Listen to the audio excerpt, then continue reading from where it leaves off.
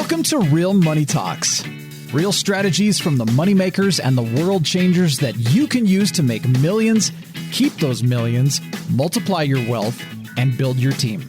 Here's your host, author of 5 New York Times bestsellers, money expert on Dr. Phil, CNN, CNBC, The Street TV, Fox News, and The View, Laurel Langmeyer.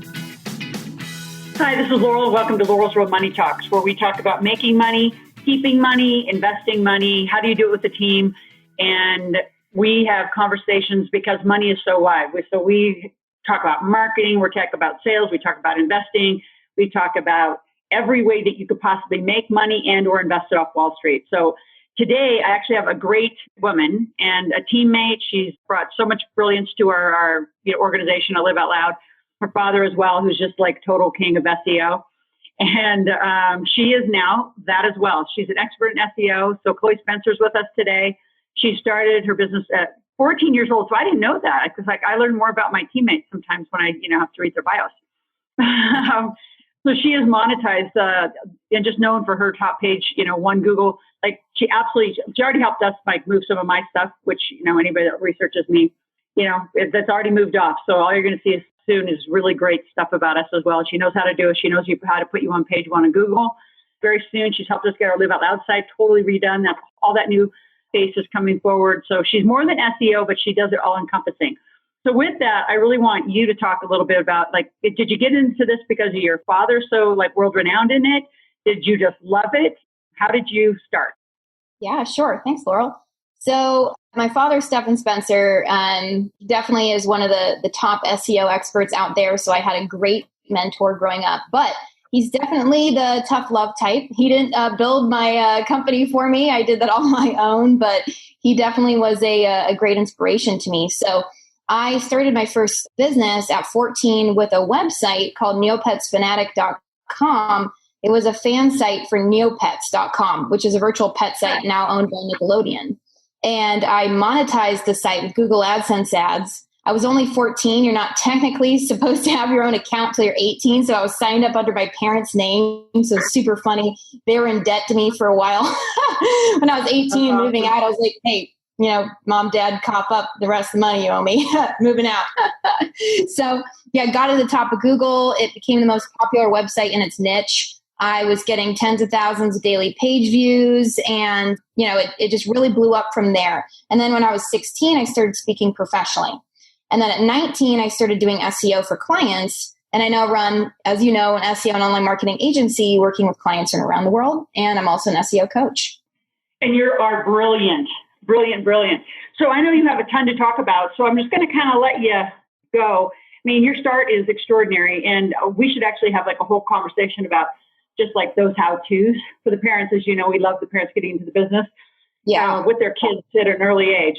But let's move on to really, you do just extraordinary critical work really for, businesses. Every business needs to have SEO. I think it's, even we did, I say underestimated the power of what's needed until, we really met you and your dad. So just talk about high quality websites, how that contributes to SEO, all the stuff that you've been doing for us, getting high quality, podcasts, and what I'm going to say, the components that contribute to really great SEO. Sure. So I'll start off first, though, with really explaining what SEO is because it's really misunderstood. So I'll break it down. And for those who don't know, SEO does stand for search engine optimization. Everyone should know that. But there you go. So there are 2 main pillars to SEO, really on-page SEO and off-page SEO. Your on-page SEO includes your physical page elements like your content, right? The quality of your content, your keywords, your technical SEO, page speed, things like that. Your off-page SEO is really all about link building. So building your link authority. And you need to have target keywords in your page elements, and your content must be high quality, unique, and compelling because on-page SEO is super, super important. But your off-page SEO, which is your link authority, right? So who's linking to you is almost more important because Google was really concerned with how authoritative and trustworthy your site is. And how they determine that is by who's linking to you. So this means that you need to have authoritative, high quality, really trusted sites linking to you if you want a decent link authority and the ability to rank for popular search terms. And actually the best tool to use to check your link authority, don't look at Alexa, rank. Don't even pay attention to that. But Majestic is really the top tool that you want to be using. That's majestic.com, and looking at their metric called trust flow. So this is a score that you always want to be paying attention to. It's a score out of 100, and it's on a logarithmic scale. So you might be like, oh, I'm at a 10. Okay, that's not horrible, right? It's actually lower than a 10, and 10 actually is pretty bad. You want to be at about a 20 or 30 at the least. If you can go up from that, the more the better, the higher the better, I should say. But you definitely want to be at least about 20 or 30 if you want to get any kind of decent ranking. Yeah, so keep going. So I don't think most people have any knowledge of this. So talk more like how Google ranks. I mean, not only how they rank, but like you said, the factors when they even go over there. And if they wanted to get, say, a 40 or 50, what are they needing to do that? Yeah, absolutely. In addition to hiring an expert. Don't learn this on your own. Hire a team. Yeah, exactly. Don't try it on your own.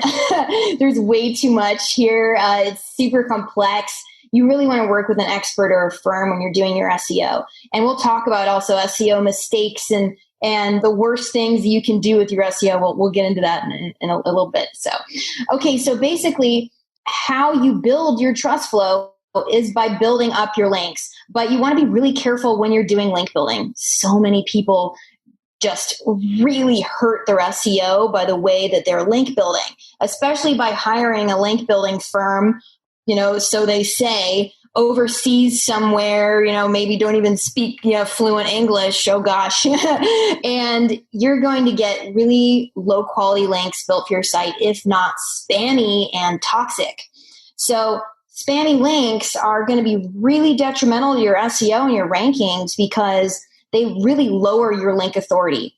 And what they can actually do is get you a manual action, a penalty from Google. And if you get one of those, it's not pretty. I've had to clean up link profiles from clients so many times. I've been burned by other SEO firms or SEO experts who did black hat link building for them, built them a bunch of low quality, spammy types of links to try and up their rankings, which might work for a little bit, but sooner or later Google finds out and it will come back to bite you, and it's not pretty. So you just want to make sure that you stay white hat. You're doing your link building correctly by being clever and creative. You're doing content marketing. You're creating really amazing, compelling content and pushing it out to the world.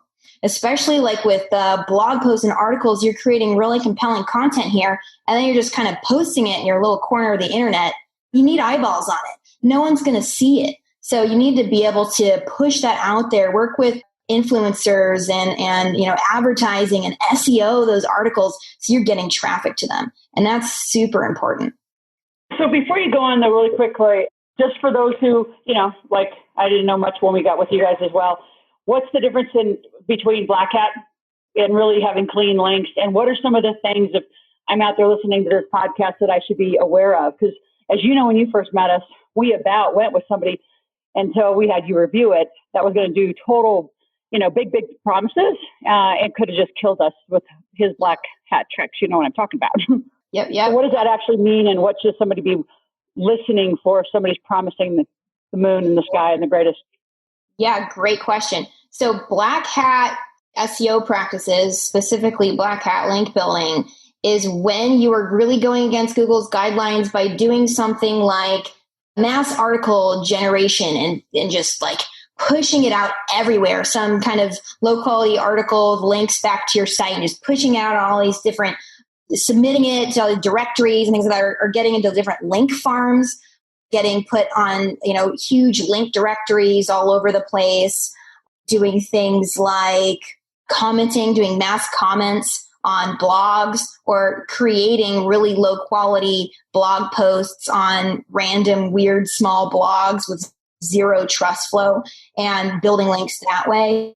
And the worst is when I've seen this actually for clients, and it's awful because they thought they were going with a high quality SEO firm. And I was just like, oh man, you got burned.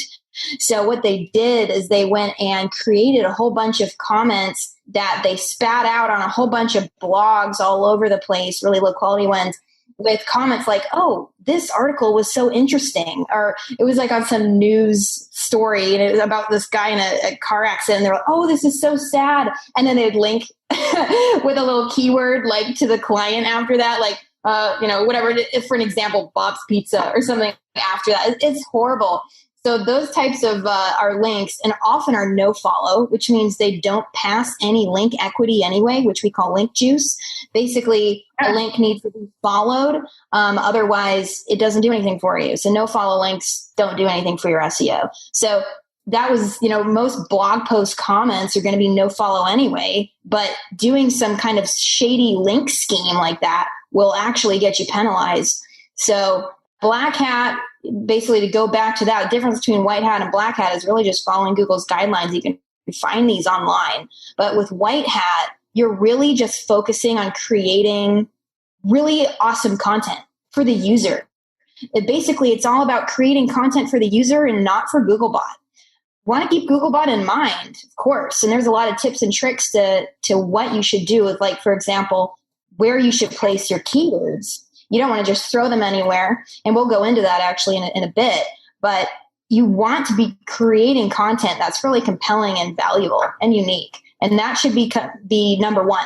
And that's really what separates White Hat and Black Hat.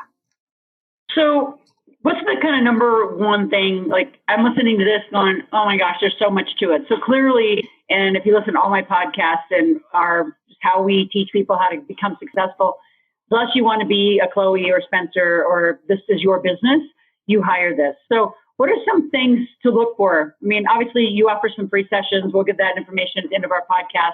But, we didn't know hardly any, like, as far as the link building, like our blogs, I think were a little more casual. We didn't do any links.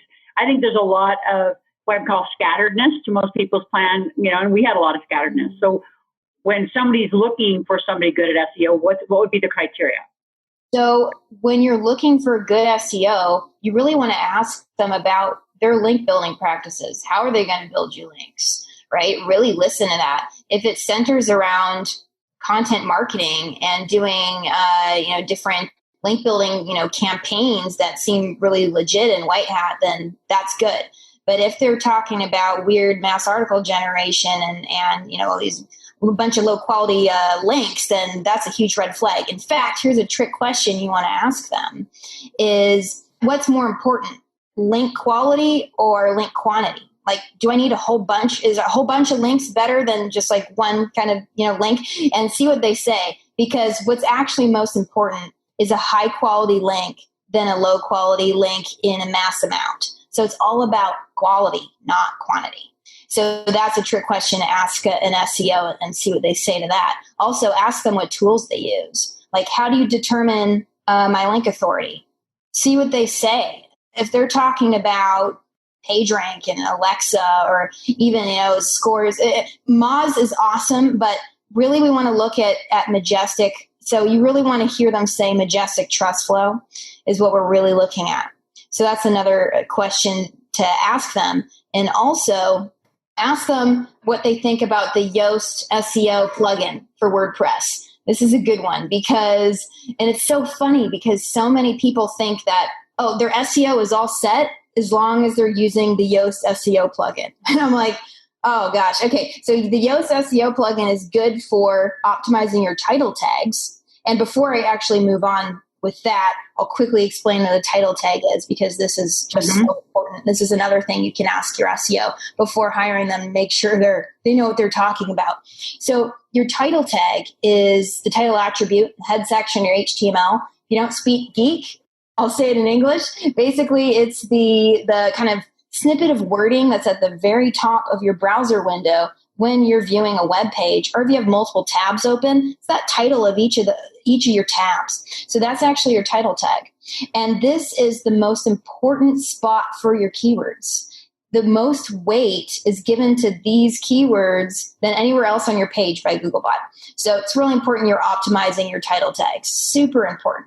And they also show up as the title of your listing in the search results. So it's good not just for keywords, but also for clicks from the search results. So that being said, back onto Yoast, it's good for optimizing your title tags and your meta descriptions, but don't pay attention to the whole red light, green light aspect that Yoast gives you. It'll be like, oh, your SEO, needs work on this page, gives you a red light, and people try to get the green light. What's really funny here is that it determines like how many times your keywords are in your content. And that's a total myth that you want your keyword to be a certain amount of times in your content. No way. You can get close to keyword stuffing if you're focusing on something like keyword density. It's all about where your keywords are. So where you're placing them, like your title tag, your heading, your subheadings, maybe once or twice in the first paragraph of your body copy. You don't need it anywhere else. That's really it. So it's all about placement. So yeah, don't remember what the question was before that went off on a tangent, Laurel, but get me back on track. I will. So I'm going to go a different direction. How does SEO and social media, because I'm just going to kind of go through some of this online, just as I think about what we've been doing, collectively for the last several months, in addition to really fixing our website. I mean, I don't know how many hours, days, weeks you spent on all the link cleanup that, other lovely people had done for us or just didn't know. But there's also a piece in addition, you've talked a little bit about blogs, and I want to ask you about podcasts, but let's go to social media for a little while. Like, how does social media and on like Facebook Lives, LinkedIn, how does all that hurt, increase, help? What's the story with that in SEO, really? Yep. So there is a big rumor going around that SEO is dead and that it's all about social media, which couldn't be farther from the truth. SEO is critical if you want to rank in Google, which is by far the number one most popular search engine in the world. It's not Facebook, it's not Amazon, it's not YouTube, it's Google by far. So if you're ignoring SEO and just focusing on social media, you're literally ignoring the number one most popular search engine. So social media marketing is still absolutely necessary, especially in today's world, where you need to have a really powerful online presence if you want to be seen, and social proof and people talking about you and what people think of you is so important in today's world. But you cannot forget about SEO. SEO should take precedence. So it's funny that, a lot of people are going around saying SEO is dead just because Facebook has become so huge. But with everything going on with Facebook and them having to limit a lot with Facebook advertising, which doesn't, bode well for the future of Facebook advertising. It's still worth it to advertise on Facebook, but with everything going on right now with that, I mean, it's even more important to be focusing on your SEO more than anything else. Yeah, I mean, social media is important, but SEO is even more important. So for the people who are doing a lot of social media, is there a way to optimize or increase, like I do Facebook Live, Lunch with Laurel every Tuesday. So are there things, so you can speak to our account if you want, or just as an example, people who are doing that, is there ways that you're going to get more SEO value by a way that you're going to do social media? Like, is there a link doing it right? Yes. So if you're using social media to drive traffic to your website, then that can absolutely help with SEO because Google is looking at how much traffic you're getting. So if you're sending paid traffic to different articles and free content or videos or lead magnets, things on your site, then yeah, that can absolutely help with SEO. Also, it can go the other way with when you SEO an article, you write a really compelling article, you SEO it, which would mean basically, you build links to it, you make sure it's keyword optimized, it's written in such a way that it's going to increase dwell time, which is a ranking signal, which is basically how long people are on your page. That's something Google looks at. So you can SEO an article and then you can push it on social media with Facebook ads, drive traffic with, other social media marketing ads, things like that. It can go both ways. So yes, they can go hand in hand for sure. So again, something else to be interviewing and talking to the team about doing, so it's not so segmented. You mentioned Majestic a couple of times. So what other tools would you recommend? You mentioned some that you like, some that you don't like. What else is there out there? Yeah, absolutely. So the first ones are Google Search Console and Google Analytics. These are two free tools and are absolutely necessary for every single business, every single website. I don't even care if you're not a business. You need Google Search Console and Google Analytics. If you don't have those right now, go sign up for them while you're listening to this podcast. And literally. And then another great one a tool you should be using for keyword research is Moz Keyword Explorer. This is literally the best keyword research tool online. Don't use Google AdWords Keyword Planner. I know it's put on by Google, but it's a highly inaccurate tool, even if you're using the version that you only get access to if you're spending a certain amount with Google AdWords, because the free version is just absolutely doesn't do anything. But even the paid version or the full version doesn't provide really accurate data. And it's because they group their keywords by buckets. So basically, you really want to focus on using Moz Keyword Explorer more than any other tool. It's fantastic. It's over 95% accuracy. And keyword research is so important. In fact, one of the biggest mistakes people make is not using keyword research tools and just using their gut to choose their keywords. That's a huge rookie mistake. So use something like Moz. Another great tool is Rank Ranger for tracking your rankings.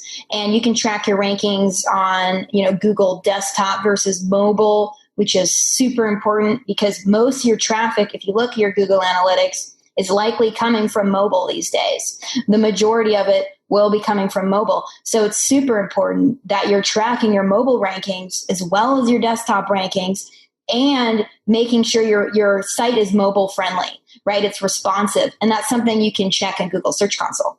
So a lot of these tools can go hand in hand. So Rank Ranger is awesome for tracking rankings. Link research tools is a really awesome tool for looking into your link profile. So if you were listening to this and you're thinking, oh man, I had a firm do some link building for me and now I'm kind of worried, or I did some link building that maybe wasn't the greatest, I'm worried. Use link research tools, run a link detox report, and it'll show you what links come up with high toxicity scores. And then you want to go and disavow those links. And another one I would say is Pitchbox. Pitchbox is really great for reaching out to bloggers and influencers to work with, collaborate with.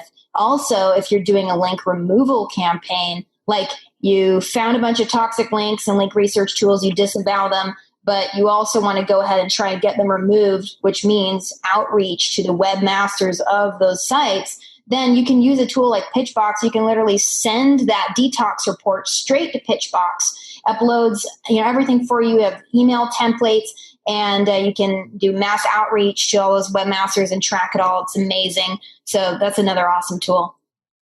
So, Chloe, we've got to end. All these podcasts go so quickly. Well, what's the number one thing? If they only had to know one thing, is it the tools? Is it the, that support the links? What is it? What's the best number one thing? Yeah, sure. So the number one thing everyone really needs to know about SEO is that it takes time, right?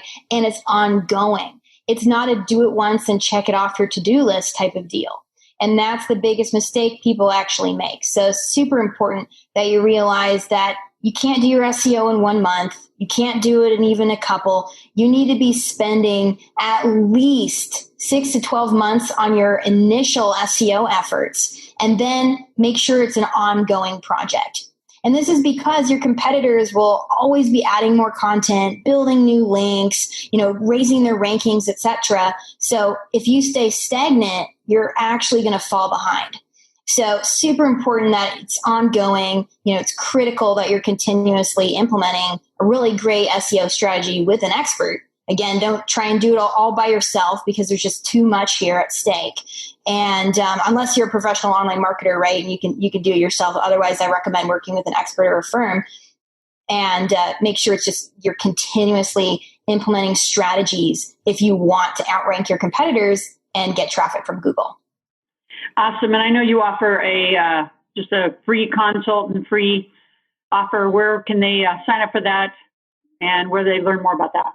Sure. So if you want me to pull up your website, go over your biggest mistakes that you're currently making and what you need to do to increase your rankings, just head over to chloespencer.com, and that's CHLOESPENCER.com to sign up for your strategy session with me, or you can go ahead and click the link in the show notes. And what's interesting, I'll just self-disclose, she will be, I'm going to say, honestly ruthless. So if you got like sensitive little ownership around your website and what you've done, you just better kind of get over it. She's a little like an SEO, like I am with money. We just kind of get to it. Yeah, what I appreciate about her. So Chloe, thanks for being on Laurel's Real Money Talks and our podcast today. And again, any of you that want more information about our podcast and what we're doing over here at Live Out Loud in our community, always go to asklaurel.com, ASKLORAL. Put in your name, your phone number, your email, ask a question, or make a request. And we'll be back on Laurel's Real Money Talks. Chloe, thank you again. Thanks so much, Laurel. Talk to you all soon. Thanks for listening to the Real Money Talks podcast. Your host has been Laurel Langmeyer, author of 5 New York Times bestsellers, money expert on Dr. Phil, CNN, CNBC, The Street TV, Fox News, and The View. Want to learn more about off-Wall Street investing, tax strategies, and multi-million-dollar business strategies? Visit laurelsrealmoneytalks.com for past episodes, show notes, and resources. For some special wealth-building gifts only for Laurel's podcast listeners, visit laurelsrealmoneytalks.com/podcast gifts. Do you have a burning question for Laurel? Visit asklaurel.com to submit your question, and it may just be covered on a podcast episode. So stay tuned and be sure to subscribe to get new episodes every week.